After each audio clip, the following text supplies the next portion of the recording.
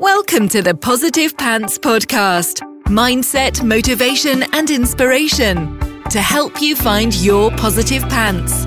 Let go of negative thinking and stop living for the weekend. With your host, Fran Excel.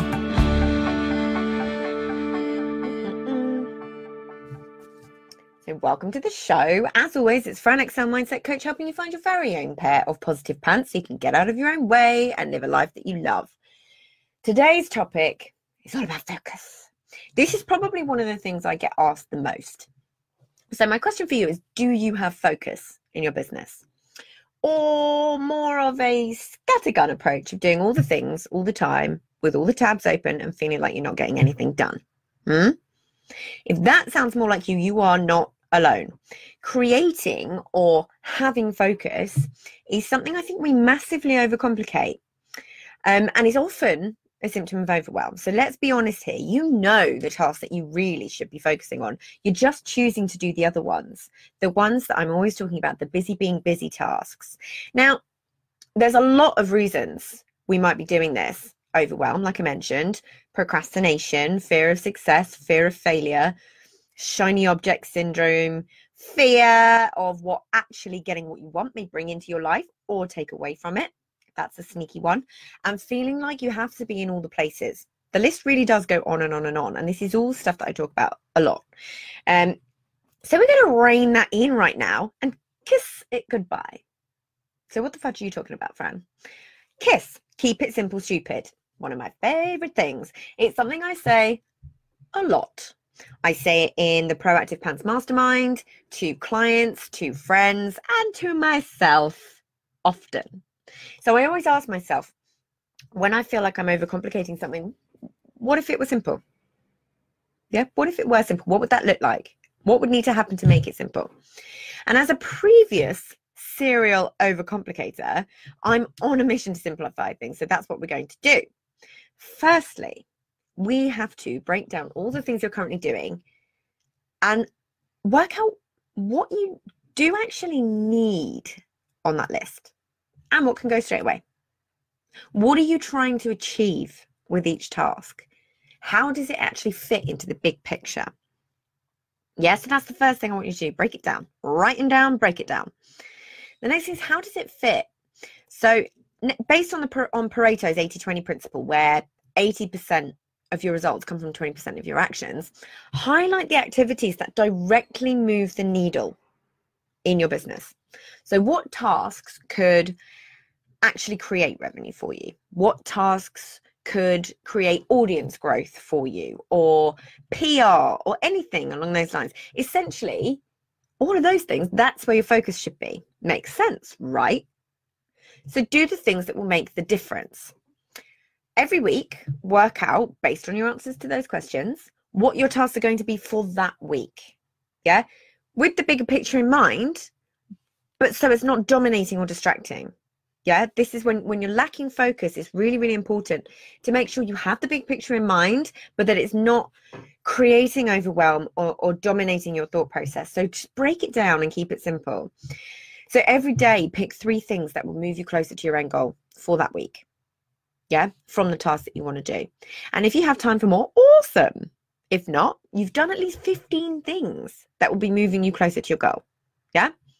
So not to sound like a broken record, but schedule. If you have been following me for even 5 minutes, you will know how much I love a schedule. If it ain't in the diary, it ain't happening.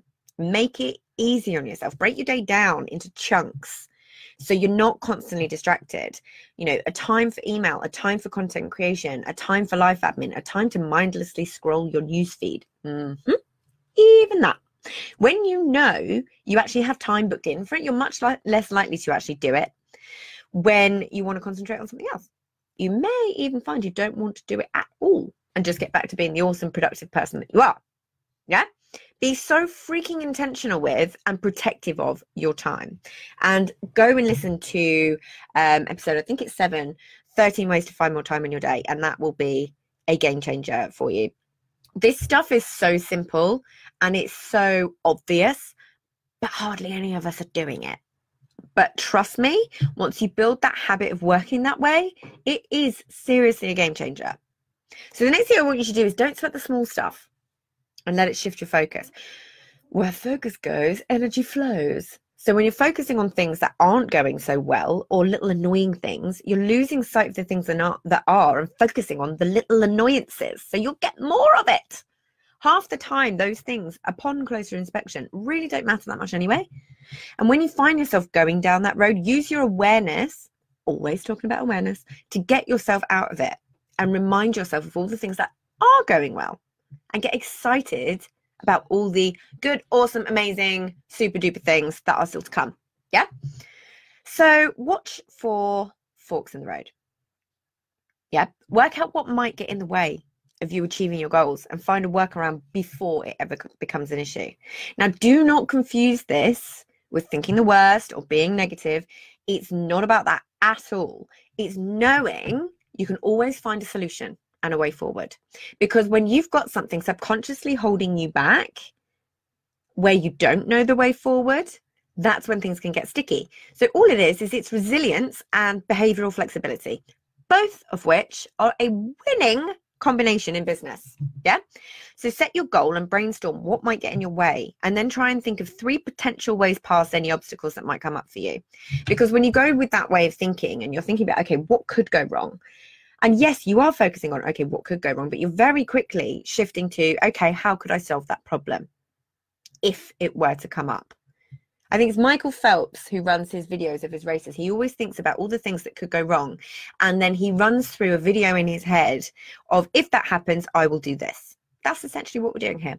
And then hopefully you won't have any nasty surprises. You will feel totally prepared and you will know that whatever happens, it all leads to a good outcome in the end.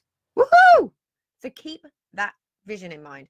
Always, always, always know what you're working towards and why. Remind yourself what having it could bring into your life and why you want it. Yeah.